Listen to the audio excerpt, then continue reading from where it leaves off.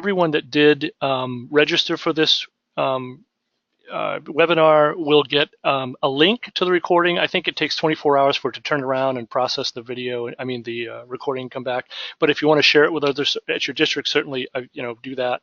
I'm happy to do that. I'll post it also on the AOE website so folks can access it there, and I'll send the link to everyone that's on this call so you'll know where to find that. So anyways, we're going to get started here a little bit.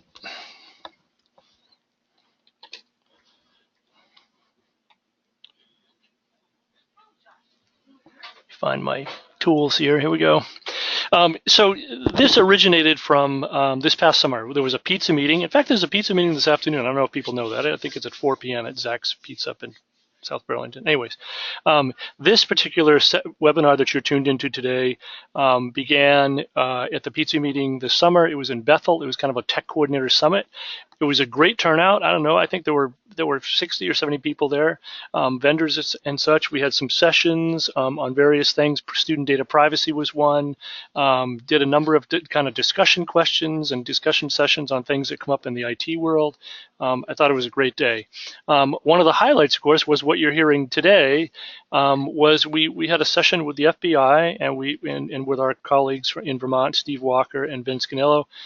They both had kind of incidents last year, and they shared some of the information about what happened and how that went. And so they're going to talk a little bit about that. And then we're going to have our expert from the FBI, Jennifer Vanderveer, is going to join us as well. So anyways, it just so coincides. It's great. This is Cybersecurity Awareness Month, October. So I'm glad that we're able to put this on this week. And we'll try to do a couple other things during the month as well and get some of that information out there. So this seems to be a hot topic I hear more and more from schools. I've had a couple of emails in the last month or so about asking about policies, model policies, and I'll follow up at the end with some ideas about where we're going to take some of this. I just want to quickly go through who's with us today, and maybe they can just say hello real quick. Rob Evans is our school safety liaison for K-12 from Margolis Healy. Rob, you want to say hello? Hello, folks. Thanks for having me. Great. Steve Walker, many of you know Steve from South Burlington. He's the Ed Tech Director there. Good morning or good afternoon, everybody. Great. Vince Canelo is also Executive Director of Technology at Essex Westford, the new Essex Westford School District. Vince, are you on now? Here, I'm going to try to generate something for Vince here. Vince, I think you can talk now. Go ahead. Hi, everybody. I'm happy to be here. Great. Thanks, Vince. And then we have Jennifer Vanderveer. She's a special agent from the FBI. Jennifer, hello. Hi, everyone. That's great.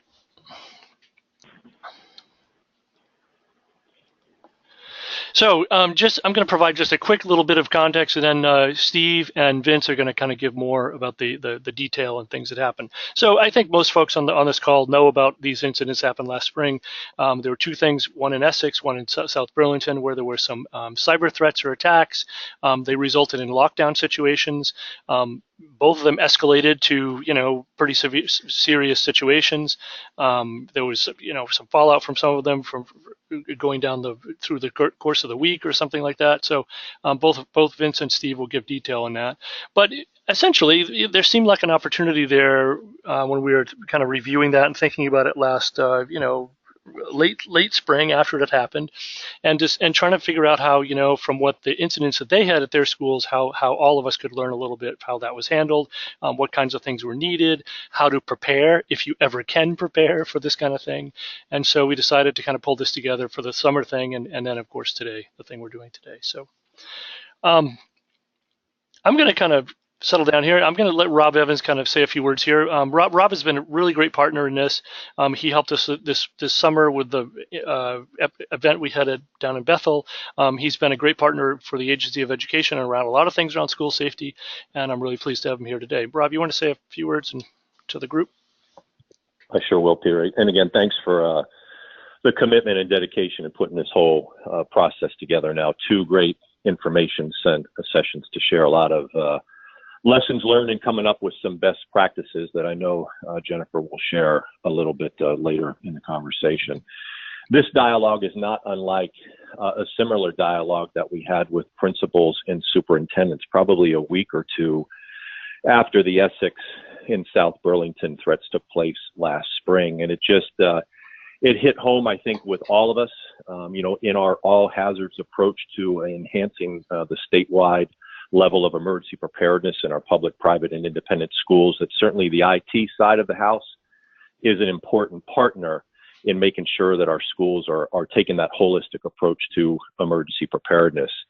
And I think it also reinforced the need that if you aren't currently a member of your individual school or supervisory union or school district's school crisis planning team, that you really need to be a part of that and to partner with that, because this is where the dialogues are taking place. This is where the communications about threats and that type of thing are taking place. Although we're still seeing things occasionally coming up on bathroom walls and pieces of paper with threats left in the hallway, that type of thing.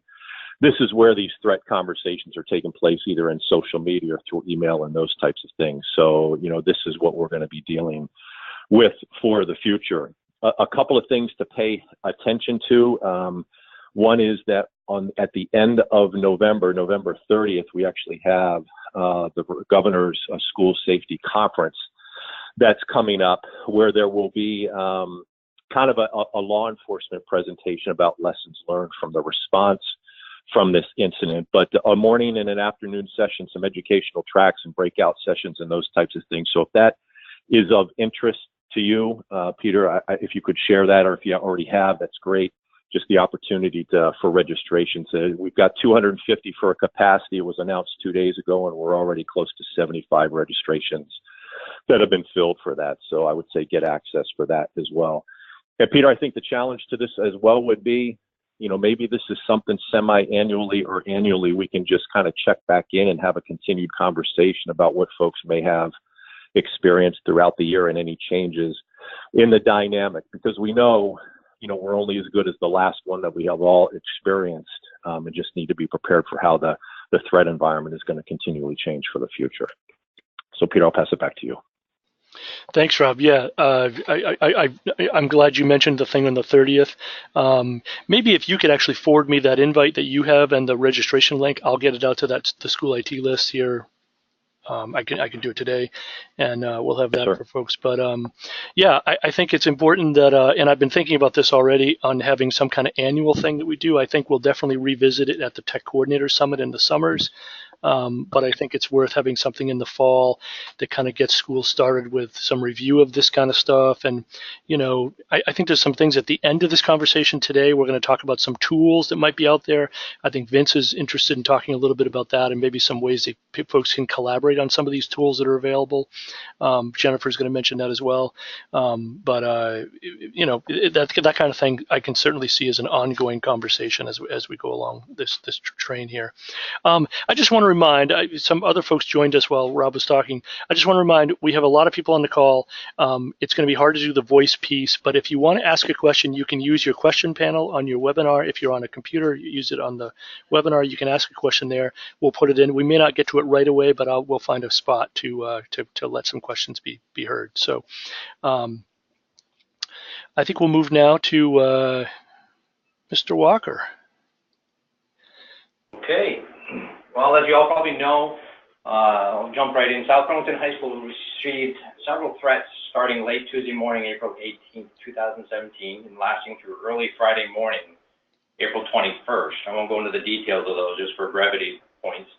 But the highlights of those days and events and some of the steps we took that followed those threats was basically the high school made the decision to go into lockdown around 1 p.m. on Tuesday afternoon, and not long after that, police began asking us to provide them information on a list of suspects. We began by gathering as much information from our system logs as possible. The logs we began pulling information from were our web filter, our DHCP log, our wireless system, and our switches, and our firewall. That was kind of the bulk of where we started, where we're providing them information. That's what they were mainly asking for. We simply provided as much system log information as possible to the police that they requested, and anything else we thought might be helpful. Because of the scope was broad in the early part of the week, some of these logs were large in size, and it took a fair amount of time to capture and send the logs to the police and the detectives.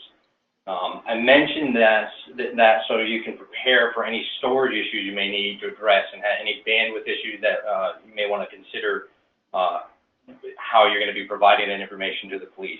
Because a lot of times you have to upload that, send it to them either via email or some other site, and that took a little bit of figuring out to make that occur. We also created a word watch list for email and added key personnel to it, which was our superintendent, our principals, our SRO, which is our school resource officer, and our key IT staff. These staff would all receive a copy of any emails with certain keywords in them: kill, bomb, knife, gun, that type of stuff. And in addition, at one point, one of the threats that we received was a threatening phone call to our high school. And after calling our phone company for details of the call, they told us they couldn't release any information to us without a warrant. So after handing the issue off to our SRO, and after our phone company spoke with their attorney, they finally agreed to provide us with the details of the threatening call. I mentioned this again so that people can be aware of the issue and decide whether you want to try to take care of that now with your phone provider to kind of make sure that things are in place if you need that information, how that can quickly take place. Another piece later in the week that came up that was a little bit of a sticking point for us was we began working with Jennifer, who you'll hear from a little bit later, from FBI. Jennifer suspected a possible use of an Xfinity cable modem that was broadcasting the Xfinity Wi-Fi network that you see wherever you go as a possible means of the suspect circumventing our network and our logs and being able to get access to the send out systems while here at school. Ultimately, this was not the case, but it is something to be aware of and keep in mind for your network security if you own Xfinity cable modems, as it took us a fair amount of time to track that down and provide that information to her, and also probably them figuring it out. Also later in the week, Jonathan Rajewski joins the police, and we noticed the demand for information increases as well as the log size as we try to provide them more and more information. And because of the increased demand and the size of the logs and information that was requested, we invited Jonathan and Jennifer on site to streamline the communication. This allowed us to speed up the transfer of information to them, as we could simply copy our entire logs, flash drives, and they could peruse the information as they needed, wherever they needed. And we provided a total of about 20 gigabytes of information between all of our logs. So that kind of gives you an idea if you had to either send that across your bandwidth or put it on some type of device for them, just the amount of size that you're going to need and the amount of time it would take to copy that information for them. So some of the other things later is, as the authorities began to pinpoint a suspect later in the week, we began delving deeper into our other systems, such as our Google Vault, our spam server for any apparent trends or patterns or unusual activity or flags, and even considered searching our security camera footage for any suspicious activity. We also continued matching DNS and DHCP log entries and performed specific searches against a more narrow list of suspect names within our system for any and all information, and provided anything that seemed relevant to the officials. By early Friday afternoon, the requests from police slowed down significantly, and by late afternoon were non-existent. So after several quiet hours, I figured law enforcement had their prime suspect and we were just wrapping up the details. So I called our SRO and asked, okay, to dismiss that. Around 8:30 or 9 o'clock that Friday night, April 21st, Josiah Leach was arrested. That kind of gives a quick summary of what happened. Some of the things, thoughts that I had on things to do better is to keep a list of key events with timestamps. It's easy to get lost in the moment if people are asking for a lot of information and then ask for times and verification of information again later. Without having a log, it's really hard to, it's more anecdotal at that point. I didn't do this until much later on in the process, and I wish I'd done it earlier. Create a list of steps to follow now prior to an actual event. That way you can refer to it and it'll be much smoother. Log everything. DHCP leases were a challenge for us, as we would show when it was assigned to a user, but later we had to verify that the same lease was still assigned to the same person to match a log entry in a different system, such as our web filter. That caused us a lot of time and effort. Jennifer suggested also that our accessible use policy be updated to include language that specifically ensures that all users clearly understand that nothing may be considered private on our network, our devices, and all communication platforms, to include email content, which was key. The email was specific. She said you need to be that specific in the language. We are also considering a pop-up agreement when logging onto the network, but we haven't implemented that at this time just because of time constraints. Logging tools for greater security. I think we're going to talk about that a little bit later. It's called an ELK server, which we're working with Jonathan on with. I think Vince is going to mention some of that. And less technical but still relevant, bathroom use and food and drink. Because when you're in a lockdown, those things can be, you may want to think about how you're going to deal with those types of situations as it gets a little uncomfortable at points. Some of the things we did well briefly: teamwork, knowing our SRO well and having a good working relationship with them, and our police department made things much smoother and easier on us, and probably for them as well.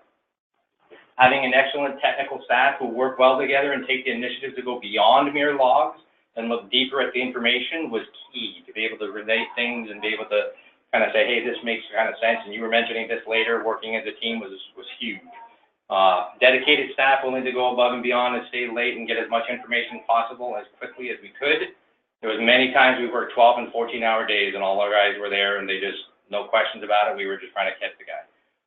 Finally, again, with the less technical but still relevant, is coffee for those long hours, although not so great during the lockdown for bathroom breaks, but those are, you want to make sure you have that available if you don't have it now. Finally, a few other little things is buy systems that have extensive logging and reporting capabilities.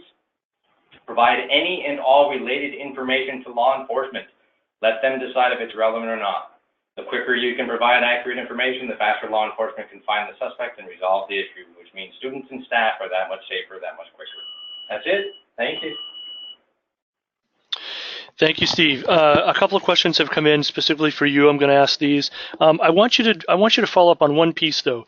The piece you said about the phone, where the call came in and then you couldn't get the call information from the phone company. Can you just, like, in a minute or so, tell us, like, what you ended up having to do to be able, or what you would do in the future to make sure you can get that information from the phone company? What you started to get to it, just maybe a little bit for the group. Go ahead.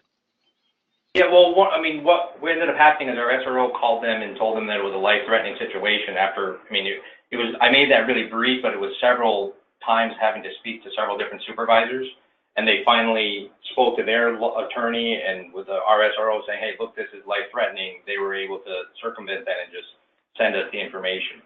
But I guess what I'm saying is, maybe in your agreements, which ours is coming up, so we're going to read when that comes up for our contract. We're going to then say, if we request information, we want it in there saying, just give us that information at any time that we request it. And this is the approval right up front, right now, ahead of time. I don't know exactly what that language will be, and I'm sure attorneys will get involved, but that may be something that people may want to look at initially. But right now, before you actually get into a threatening situation. Right, that's great. That's great. Thanks, Steve. Here, a couple questions came in from the group. Here's one here. Did you have a central syslog server? No, all of our systems were separate and different. That's the ELK server that I was talking about that will consolidate all of that information. That will make things a lot easier if we can get to that point. But it takes time and effort to set up. Okay, and then question, Splunk. I'm not sure what that means. Maybe you do. Yeah, it's the same idea. It's kind of like the ELK server. Splunk is a paid service that you can buy for that. With, and ELK is the same thing. It's just a open source server. Okay. Same person is asking what a ELK server is. ELK, E-L-K. I think we're going to talk about that a little bit later. I don't know. It's basically just and I honestly don't know a lot about it ourselves. It was Jonathan who actually recommended that to us. Okay. And we're going to find out more about it. So I think that's what Vince wants to talk about, is how we can best do that as a team to kind of roll that out so that other schools can take advantage of that as well. I know we're planning on doing that and just haven't, I mean, there's so much going on lately, we just haven't had a chance to dive into that quite yet. So Right. as everyone else knows, schools and IT are usually pretty sparse. So Yeah. Another question here. Do you do HTTPS decryption? yes. Okay. Somebody else, what information was requested from the phone company? We wanted to know what the number was that it was coming from, and that actually was a key point in helping I think, I mean, Jennifer could answer that a little quite better, but they were using, I can't remember exactly the details on it, but they were using a spoof to be able to hide their caller ID. Can't remember the name of the product, but maybe you do, Jennifer, but they basically, it was able to allow us to pinpoint where the call was coming from to find out if it was either local here or just some other area, and maybe kind of put pieces together and help us figure out the puzzle. And it did, actually. It was we were able to say, they were able to kind of say, yeah, it was a number coming out of this area from Canada, but it was from in this local area, so we could tie it back to Josiah Leach. Yep. Allegedly. Okay. How about policies for users on personal devices? And this question is from somebody that is from John Peters, who you know in North Country, so it may be something you guys can have a more of a conversation on. But just, I don't know, can you quickly, do you have policies for users on personal devices in South Burlington? Well, what do you mean policies for personal devices? Like, can they bring them in, or I mean, we have some policies. I mean, like, if we force it on them, we don't do that. They're allowed to come in. We make sure they must have them sign a form that says you make sure you have antivirus protection, that you're responsible, make sure your machine's up to date, just that type of stuff. It's more guidelines than forced policies that apply to machines, like endpoints. I don't know if that's what he's asking. Yeah. We don't do that. We just say it's your responsibility. You take on that responsibility. We do have a public Wi-Fi network that they go to that's separate from it's part of our network, but it's separate. At the same time, it's VLAN. So that is where most people would go, but students and staff, if they bring their own personal devices, we just say it's your responsibility, and they're responsible for that. Yeah. And we just protect our endpoint, our servers, and those types of things behind the scenes. All right. That's great. I'm gonna ask folks to stop asking questions because we're gonna get behind here. So I'm gonna do one more question here that was on here. Actually, John just has a follow-up. More specifically, can you search personal devices? Can we search personal devices? Yeah. Like, technically, can we, like, search people's personal devices? Or is it, like, can we take your device and... You know something? Why don't I... I'm going to put this back to John. John, if you want to talk more to Steve about this particular thing, I'll let you two kind of take it on. So we're not taking time on here.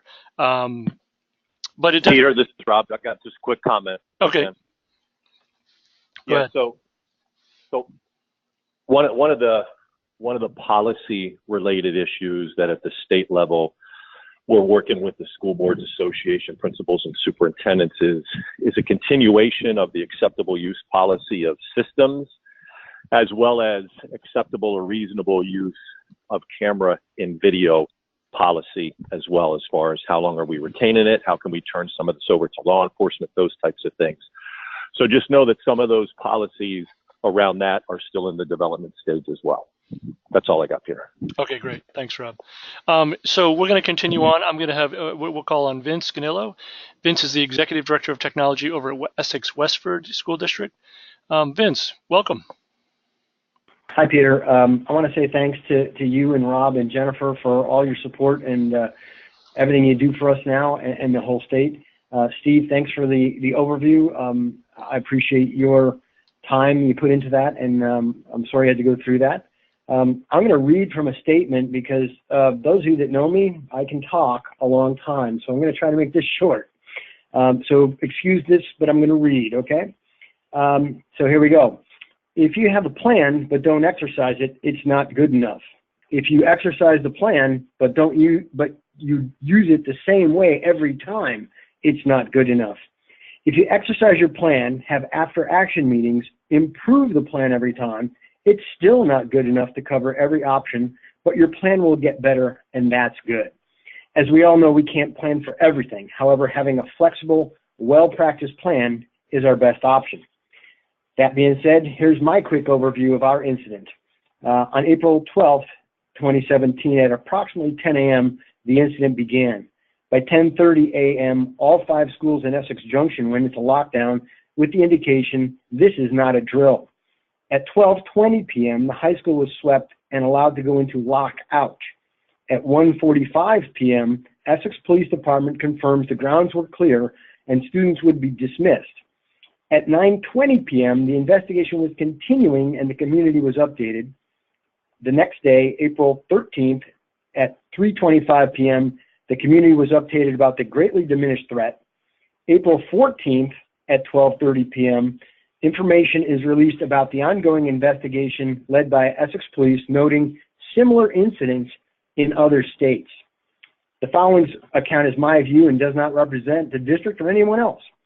Essex High School experienced a swatting incident where a prank call is made to emergency services in an attempt to bring the dispatch of a large amount of armed police officers to a particular address.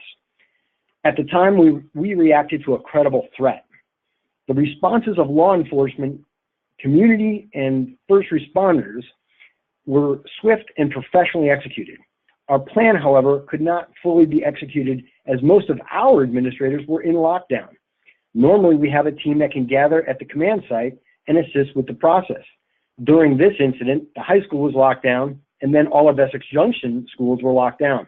You can imagine the difficulty trying to get information and communicate with folks in those situations. Normally, the technology department would head to the command center and assume support roles for data, network, and radio/cell communication processes. We have a predefined role-based system.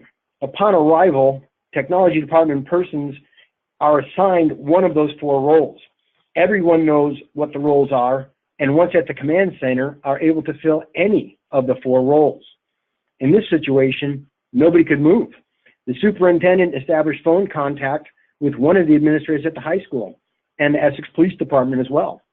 As soon as school was allowed to be released from lockdown, I was able to communicate with my superintendent and get the nature of the multifaceted threat. Knowing that a large number of my team was now unavailable there at the high school, and knowing the nature of the threat, I asked permission to head to the command center alone. Upon arrival, I positioned to the position the fire department had maintained a perimeter. I identified myself and was allowed to proceed to the command center. I spoke to the security officer there, and it was located at Essex Rescue, which is not part of our CCSU network. And I told him that I could give the command center access to 50 cameras inside of Essex High School. I was allowed to proceed inside.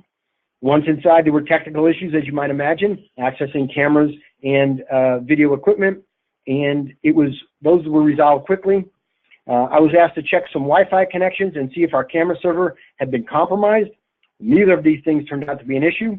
My involvement then turned to printing maps of the campus and acquiring prox cards, the key cards to get in through the doors, and physical keys from my team that were not located at the high school for the PD to use.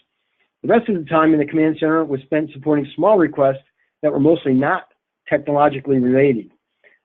Although our plan relied heavily on radios and cell communication, due to the nature of the lockdown and that most of our administrators were in fact locked down, these options were not fully used, as it could give away an administrator's position or put folks at risk. From the time on, you can see that the event continued to impact our community for days, and communication was key. With the benefit of 2020 hindsight, Steve's information about his experience and what Jennifer related at the last Vital Learn meeting, I now know that not being asked for tons of technical information may be a good thing. So in closing, we had a plan that I thought was pretty good, and it was totally obliterated by the nature of the threat. And I think we did as best we could. I think law enforcement took such great care of us that I had great confidence in them. And that's my report, Peter. Great. Thanks, Vince. So I think, folks, you saw two kind of different incidents here, with definitely some different outcomes on the end. And I want to also bring up, Steve mentioned Jonathan Rajewski, and he's from Champlain College, and he helped, I believe he helped Steve Walker's side of it, not so much on the Vince incident, but and he is a expert in cybersecurity and cyber attacks and things like this, and he was instrumental in it as well. We actually had him at the summer event we did as well, but he worked very closely with Jennifer, who you're going to hear from next, and that they were able to together. You heard from Steve there; they were able to kind of really capitalize on having that resource right there. And of course, that resource is available to all of Vermont too. So, that's something to think about if one of these incidents happens. And I think that the key here is that, you can't necessarily, I think both of these guys have shared this, you can't necessarily prepare for this. This is something that, I mean, you can prepare for it, but you can't prevent it necessarily. So I think it's important to think about that and just kind of have some steps and some protocols. Jennifer's going to talk more about that as she speaks here. Jennifer Vanderveer, welcome. Hi, everyone. So just to give you a little context of who I am the FBI's cyber investigator assigned to the state of Vermont. I sit in the Burlington area, so if anybody has an incident or questions and things later on, you're always welcome to contact me here at our office. In the context of these two incidents, I was called in both of them early on. Essex happened first, and it became apparent early on that there wasn't a lot of technological assistance needed in the onset of that. It was very much a tactical response in sweeping the school. So I didn't participate in that significantly, although I am familiar with that case. I was also called early in the South Burlington case, and I provided some guidance to the PD early on, and then as that incident escalated, I was pulled in full time and worked with them closely right up to the end to the arrest. So with that context, I just want to go over just a few points for IT personnel to think about as you're starting to prepare yourself to potentially have one of these incidents. Hopefully you never do, and chances are whatever incident you do experience will be very different than these because they're all different and they're all unpredictable. That's the only constant. But these points will hopefully help you be better prepared. The first thing I want to say is you really need to be able to explain your network. I think working with South Burlington's IT staff was amazing. There was a phenomenal group, and I really can't say enough about them. But I think early on there was a disconnect in communication where we were all trying to understand what they had, and they were trying to understand what we needed. And something that really will help deal with that first interaction with law enforcement in an incident like this is to be able to have a clear description of your network. And what I mean by that is you need to be able to describe your network, not just to a technical person, but you need to have a network map that any person can understand. And that network map should probably include what systems you have on your network, what the purpose of those systems are, how they connect to each other, and how they connect to the internet. If you have that, then law enforcement can quickly look at it and say, okay, if this is doing this and this has logs, then we want that. And if this is doing this and this has logs, then we want that. And that really helps get the ball rolling. So I would recommend making sure that you are clearly looking at your network and practicing explaining that network to someone who doesn't understand IT. Because if they can understand it, then that interaction with law enforcement early on will be very quick, and you'll move quickly into a very productive interaction. The second thing is logs. You've already heard a lot of talking about logs here. Logs are critical. You can't really have too many logs. But it's not just having the logs that matter. It's also what you're logging. The goal of law enforcement is going to try to figure out who's doing what on a network. So you want to be able to be capturing really relevant data to that. So just generally capturing everything and having that data really not distinguish itself from other data isn't useful. So think about what you're logging and what the value of those logs might be. Also, how long are your logs being retained?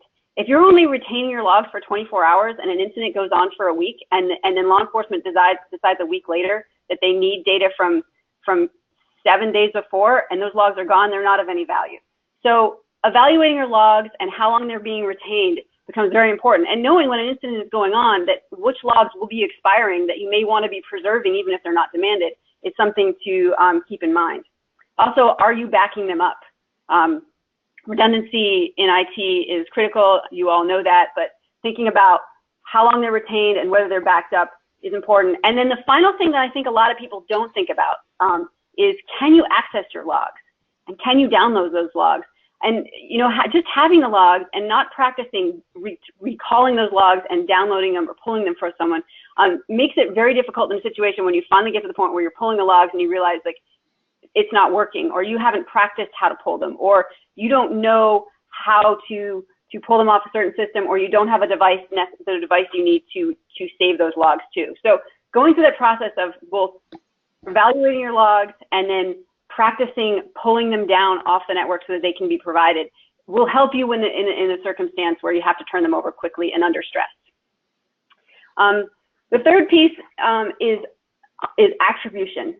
What we are trying to do as law enforcement when we respond to an incident is figure out the who. Usually we know what the what is because that's why you called us, but it's the who. And what we need you to do through your network map and your log files and any other information you give us is try to give us the necessary clues that tie activity happening on your network to a specific person. Now, that means that your logs need to be specific enough to be narrowed down to an individual user. That's very difficult, and I know that creates additional costs and additional IT requirements. But that as a goal is a very important thing, because if you are logging every single thing that happens on that network, but the pool of people that activity can be attributed to is 100, that makes the law enforcement's job very, very difficult, because narrowing down a suspect from 100 people, it takes a long time and may not even be possible. So understanding that, so thinking about usernames and MAC addresses and whether or not you have any generic logins on your network is very important, and eliminating those generic logins whenever possible. Steve Walker mentioned this public Wi-Fi that's available at South Burlington, and that became a kind of a point for us that fortunately we didn't end up having to address, but that was a point of vulnerability in attribution on their network, because it's very difficult on that public network to really nail it down to an individual user. So if all the activity that happened in the South Burlington incident had come from that public Wi-Fi network, it might have resolved very differently. We may not have been able to come to the conclusion we came to. So thinking about those sorts of things and understanding attribution and kind of walking in your head as you're preparing these logs and these things as to how you're going to show who did what on your network is important. Law enforcement will still be responsible for determining who's actually behind the keyboard, but if you're able to get it down to a username, that's a huge leap forward. And then the last piece was also foreshadowed a little bit earlier, and that's user privacy rights. I am certainly not an attorney, and so I'm not going to advise you on what your policies should say or how they should be written, but you really need to be asking yourself what privacy your users have on that network. And you need to have those discussions with the legal teams, and it sounds like this is happening throughout the state, so that's great. Because when investigators show up and you provide them data, you need to feel confident that you are allowed to provide that data, and the investigators need to know that that data isn't going to be thrown out in a court of law later on. So that's an important conversation to have, and then the users then have to be clearly notified of that policy. And that comes up in things that you will discuss with your legal team, but in banners popping up on the screen, in acceptable use policies and all those things. But they're conversations you have to have well before an incident happens, because every user on your network has to understand their rights on that network. And then that in an incident leads to how investigators can handle the data. Because if we have to come in and get a warrant in order to obtain the data legally, that is going to slow everything down. And in a lockdown situation, nobody wants that. And it looks like, I think those are all the points that I have in here. So I'm happy to answer any questions or follow up on anything on this. But those are the things that I really wanted to push forward, that were takeaways, both the good and the bad, in all of these incidents. Thank you, Jennifer. That's great. We do have a couple questions here. Let me read a couple here. Marion Bates, I would love to see an example ideal network map in quotes from Jennifer, sanitized or whatever, of course. Is that something you can provide? Is there some example you have of what that may look like, Jennifer, you could provide us? Honestly, that's why I'm asking for it, because I've never even been provided with one. And I know it would be incredibly helpful, because it's sometimes it's hours or days until we all understand what we're talking about. And oftentimes in these situations, we can't be on site immediately. South Burlington, a lot of this was over the phone or over email initially, and there was so much confusion in well, okay, you have that log, but what does that log go to, and how does that sit on your network? And had we been able to sort of come to an equal understanding of what the network looked like early on, we probably would have saved ourselves a couple of days of just back and forth of trying to feel it out of where we were. Right. So sorry, I don't have an example, but if I ever get one, I will absolutely share it. That's great. That's great. Peter, this is Vince. Yeah, Vince, go ahead. Jennifer, I'd welcome the chance to work with you. We have very light on the logging connections, but we have great maps since we redid our phone system and our networks recently. I would love to work with you to show you what we have, and then we can sanitize it and share it with people to show them how we got it, what we did. We use Meraki, we use Active Directory, and we have some maps. I think they might be rudimentary, but I think we got something we could start with. That'd be real helpful. Yeah, I'd be happy to look at that. And honestly, the network map that we ended up coming up with for South Burlington was done with me and a pen on a sheet of lined paper, about a few days after the incident with the IT team. And really, it was a bunch of boxes and a few lines. And that was sufficient for understanding and moving forward with the case. That's great. That's great. Another question here. Trey Cates asks this: is there a recommended time span for retaining logs? 2 weeks? 4 weeks?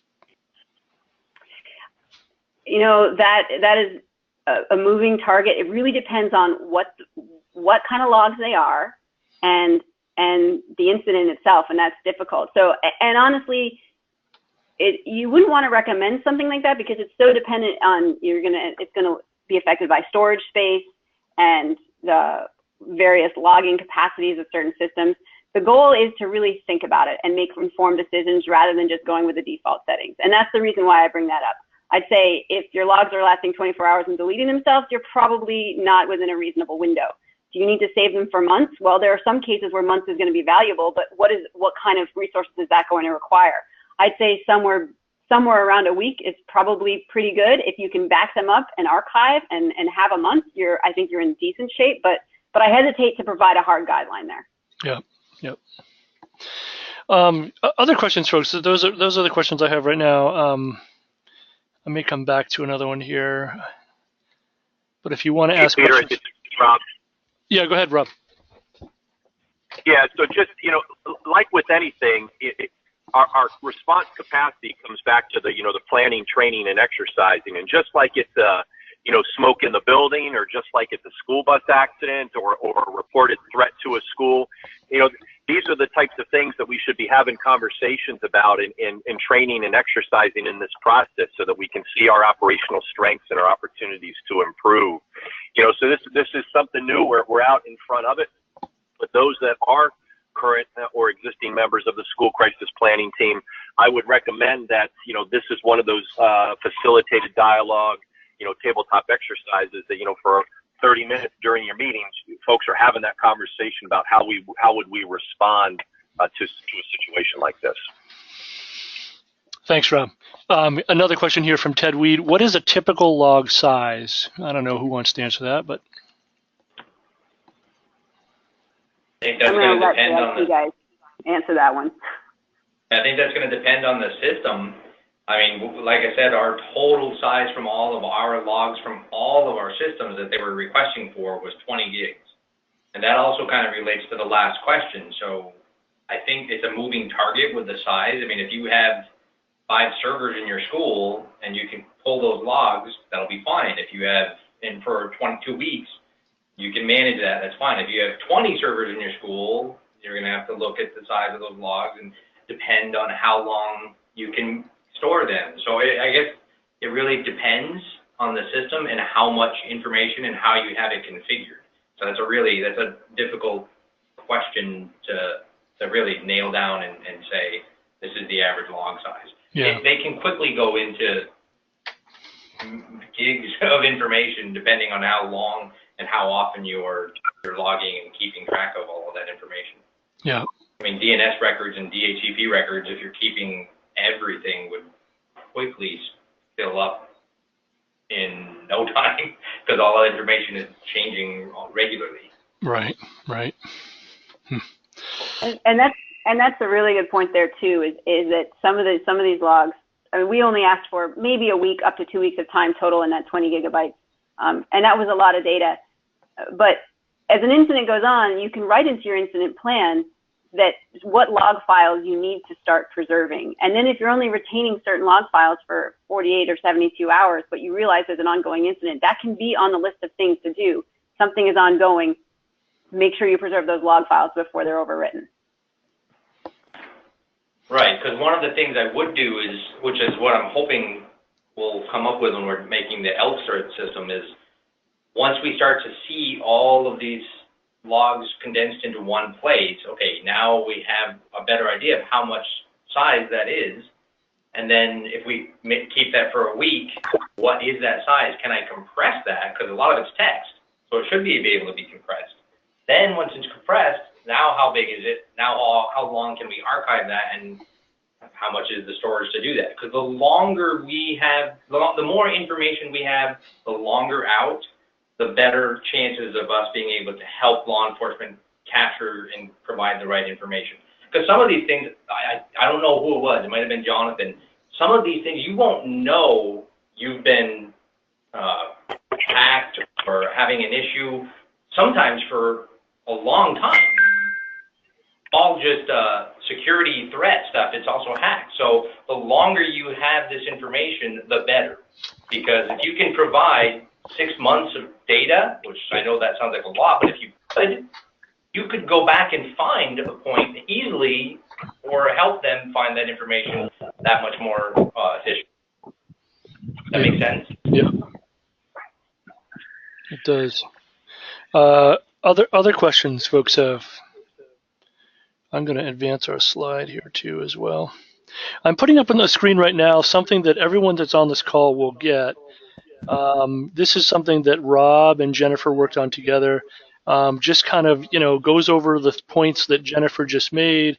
Something I think it's worth having, on the wall in your server room, or, somewhere that you can refer to in your policies manual or something like that. But I'm going to make sure everyone gets this. It just kind of asks some good questions, lets you kind of zero in on those things that she mentioned that are worth you exploring at this point, like now, so that you're ready in case these incidents come up for you locally.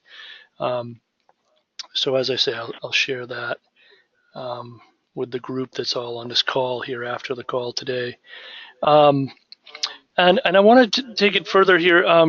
Vince was going to talk a little bit about, it's impossible to be fully prepared for these. It's building awareness, making up some protocols. I think Jennifer and Steve both mentioned some kind of tools that might help, like catalog these logs and do that kind of thing. And it may be something we've had some discussions just in the last few days about ways that from the state level, kind of as a collaboration, maybe we could come together and think about ways that we could help people to, building some systems and building some protocols together that people might be able to share. Vince, do you want to talk a little bit about the log tools that you were mentioning before?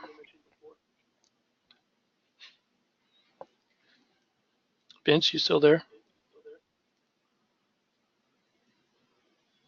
I can mention a little bit if you need, Peter. All right, yeah. Let me see here, Vince. Yeah, go ahead, Steve. He'll join us here. He's still on, but I'm not sure what's going on. Go ahead.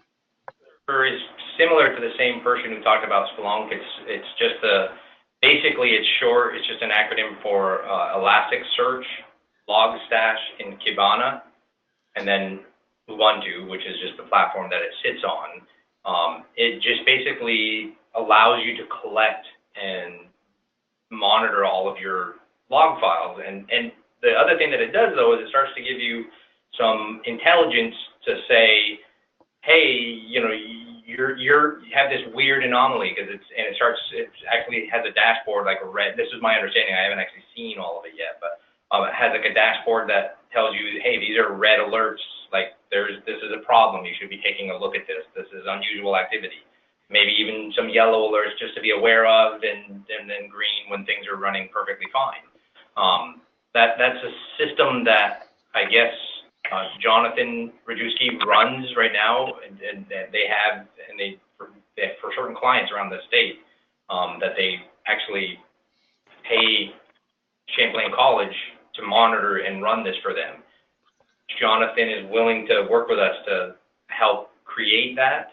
And then Vince suggested maybe we can kind of team up, create like a process and maybe an image that we can say, okay, this is the image of the server.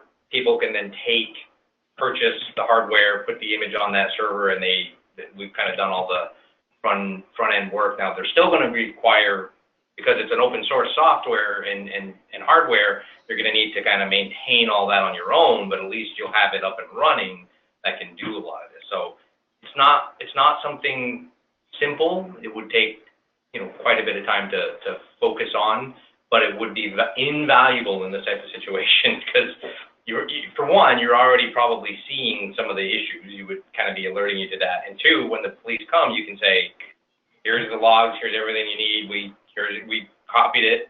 You're going to look at what you need. It's all right there. If it's basically what Jonathan, who's the forensic person, it is using, he's going to just say, this is great. He's got everything he needs. So that's why we looked at that and what we were trying to move forward with.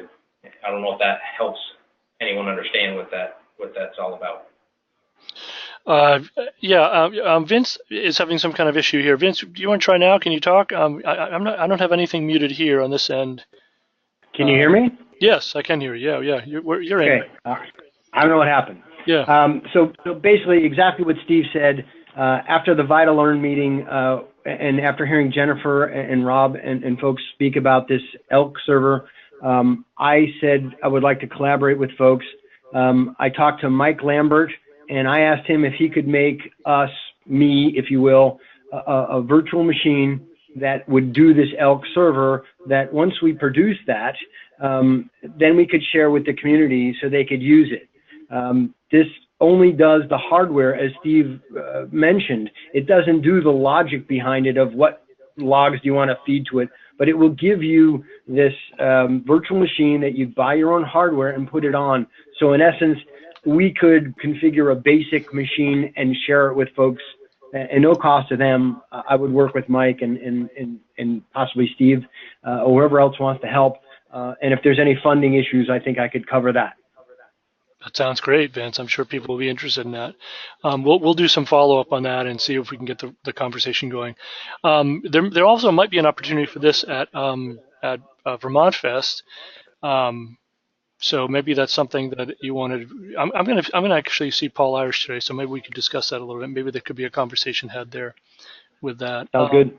And Marion Bates is indicating I can assist with testing under VMware SKI, so ESKI. Awesome. So, there's some help there too. I can put you in touch. We're getting close to our time here because I know Rob has to leave at 2 and a couple of people need to be out of here. So let me just do a little bit of follow-up here from today. So at the end of this, what I'm going to do is I'm going to send to everyone who was on the call, I'm going to send that flyer that I showed you briefly in the presentation here. We'll also make sure we have shared email addresses with the folks that spoke today. If you want to reach out to them directly, I think all of them are willing to answer questions or do further follow-up with you on some of the questions that maybe didn't get answered in the chat box here. So we can do that. I'm trying very hard to get a discussion of privacy policy things going. Rob indicating some work right now with the School Boards Association. I'm trying to reach out to things like the Attorney General's office right now, same kind of thing. So maybe we can coordinate some of that. I'd love to try to pull together, and we talked about this summer too at the Bethel session. Try to get some model policy that people can take and kind of tailored for their own needs, but we'd like to try to get something like that out there. I think Jennifer mentioned how important it is to not have something that you're going to have to get warrants to look at the data, but just something that can be provided. So there's a very clear thing, and it may be time for us to update our acceptable or responsible use policies in schools as well, and think about some of the work that we have with the School Board Association in their model policy area of their website. So there's definitely some things that I feel like are actions that we could take here at the state level. I'd welcome other folks that are on this call that maybe want to be part of a group to kind of talk about some of these privacy policies and maybe even helping how to generate that model policy. That would be great. You know how to get in touch with me. I just, we got a couple minutes left. I just want to say thank you to all the folks that joined us today. Certainly our guest, Jennifer Vanderveer from the FBI. Thank you so much for joining us again. Rob Evans, thanks so much for your time, and we look forward to seeing, I guess maybe some of you seeing Rob at the November 30th event he mentioned from the Governor's School Safety Conference. Steve Walker, Vince Canelo, you guys, thanks so much for sharing your experiences and, passing on the knowledge that you took from these two important things that happened in your life and your schools to folks who may, one day have the same thing happen there. So, anyways, so there'll be some follow-up coming, and as I said before, this is all being recorded, and I think if you registered, you'll get some kind of link for this sometime within the next 12 or 24 hours, something like that. That's where it generates through the system. So you'll get the link, and I'll also post it to the AOE website. So. I don't know. I guess without further ado, we'll end there, and maybe we can do some follow up on this, as I mentioned at Vermont Fest and other venues. Certainly, our school IT list is a good resource for that as well. Last thing, I also Rob sent it to me, and I want to remind. I'll send out also the invitation notice for that Governor's School Safety Conference as well. So, thank you all. Thanks, Peter. All right. Take care. Bye.